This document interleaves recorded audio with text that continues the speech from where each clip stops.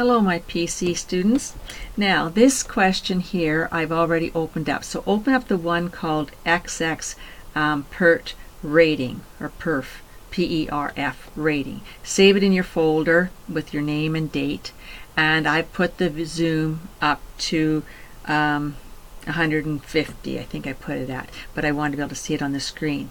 Now what we're going to do is that here, if you have a rating of 2, you get a 4% increase. If you have a rating of 3, you get 5.5%.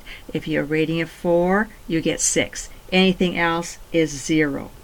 Okay, so therefore we have to put in an if statement here so that we can say that. So we want to say equals if, open your parentheses, and we want to say if D4 equals 2, because that's our first one, comma, if that's true, then I want to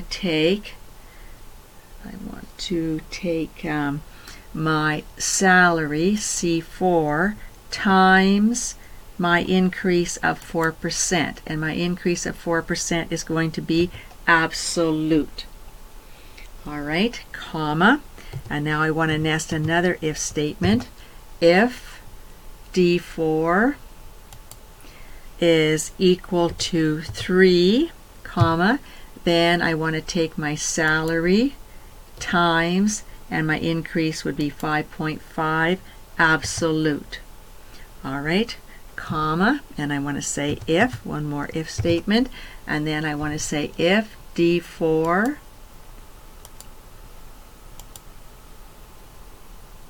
why didn't that pick it up? Okay, I'll have to put in D4 here.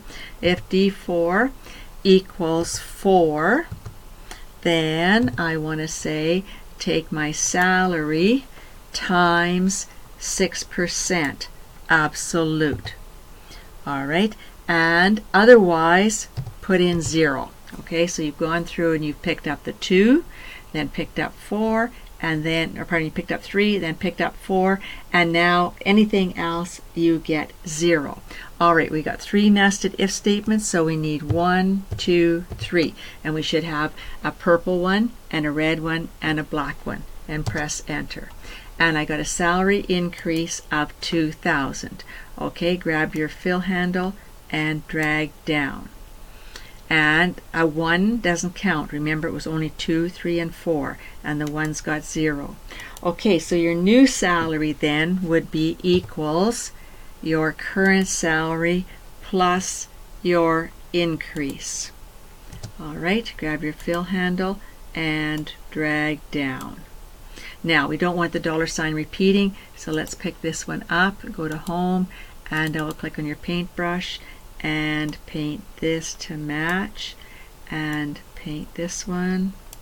And now turn my paintbrush off, pick up a $, and I want to paint this one here. Okay, so now we've painted everything in proper accounting format, so we're happy with that. Okay, save your work. And the next thing it said to click in cells A1 and A2 and apply the style called title. Okay, so I'm going to select, hold on here, I'm going to select A1 to A2, and now going across here I'm going to look for the one called title, and there's the one called title. So I'm going to put that one on. But you could have picked up any one of these styles if you wanted, but we wanted title. Okay, and so that's good there. And then it asks you to select cells A3 to F3. A3 to, hold down my shift key, to F3. Alright, and it says apply the heading to style. Alright, so I'm going to go here, and here's my heading 2 style. So there it gave us a blue bottom border. Alright, and now it says create a new style called amount. Okay, so here are our styles. So we're going to go to the More button, and we're going to say New Cell Style. Okay, and now we get to put our own name in and decide what we want. Okay, this first one is supposed to be called amounts. So AMOUNTS. That's the name of my style. Now it says set the format to accounting. So we want to go to number here and click on number. Go to format here. Hold on. Okay, so I want accounting. And what did it say? 0 decimal places. So 0 decimal places and no dollar sign. And no dollar sign. Okay, so 0 decimal places and no dollar sign. Alright, and now say OK. So my amounts then shows me that I have accounting format with no dollar sign. And that we're not going to change anything else. That's fine. Say OK. Alright, and then the next one, create a new style called dollar sign amounts. So once again, we're going to go here. We're going to go to new cell style, and you're going to put in dollar sign amounts. And this one is going to be accounting with 0 decimal places and a dollar sign. So we're going to go to format, accounting. We want 0 decimal places, but we want a dollar sign. And I said this one should be font color green. So let's go to font color and choose green. Alright, and say OK. So now we have font color green, which you can see here, and accounting format, and no dollar sign. Or no, pardon me, there was a dollar sign. Yeah, there is a dollar sign. Okay, so say OK there. Now we're going to create another one called increase. So go to increase, new cell style. We want to call it increase. Okay, and the first increase one is going to be counting. So I want to go to format and I want to choose a number. I want accounting and I want 0 decimal places and no dollar sign. Okay, 0 decimal places and no dollar sign. 11-point Calibri blue. So we want to go to font and I want 11-point Calibri and the color is blue.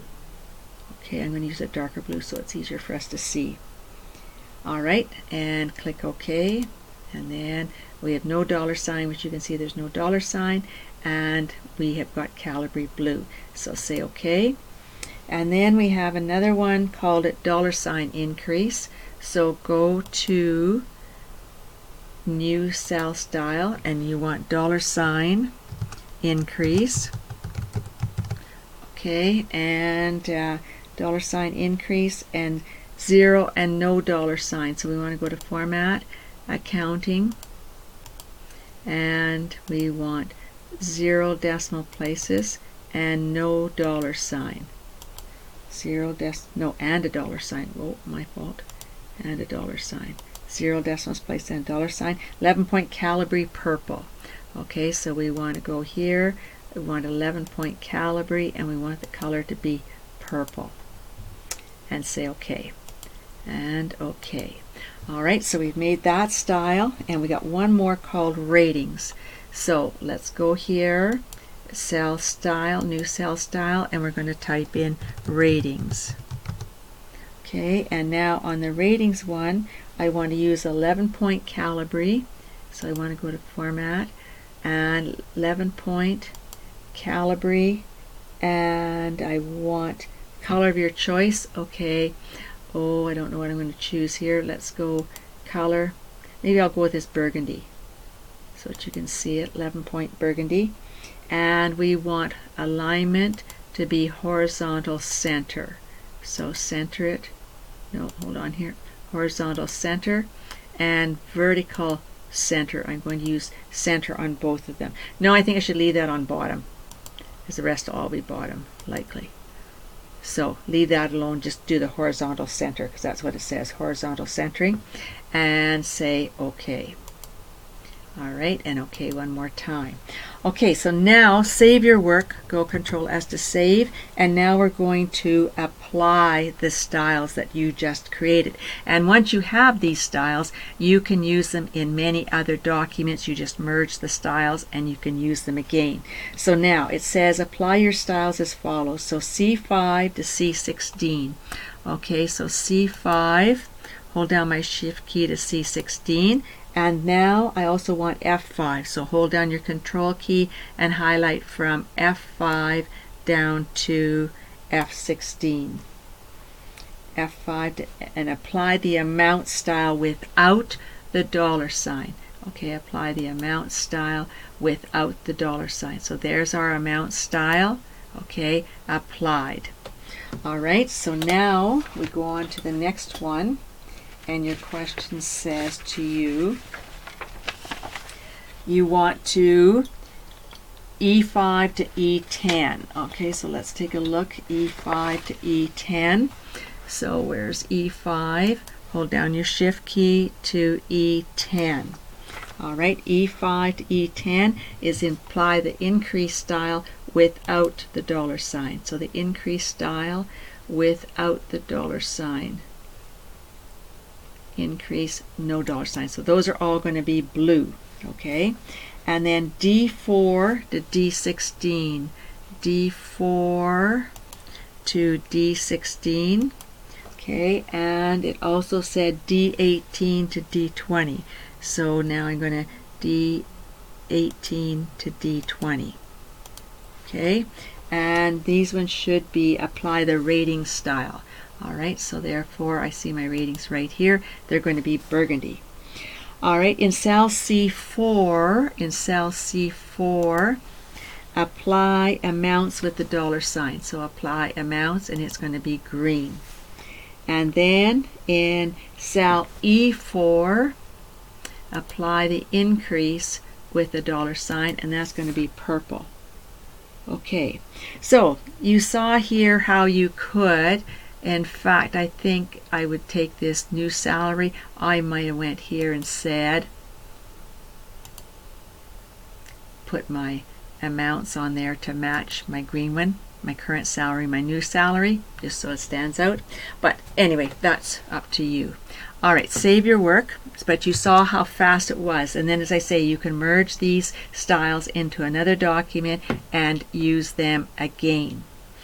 Okay, now here we want to go to, look down at the very bottom, and this will say normal, this will say page layout, and this one says page break preview. Okay, so click on that for a second.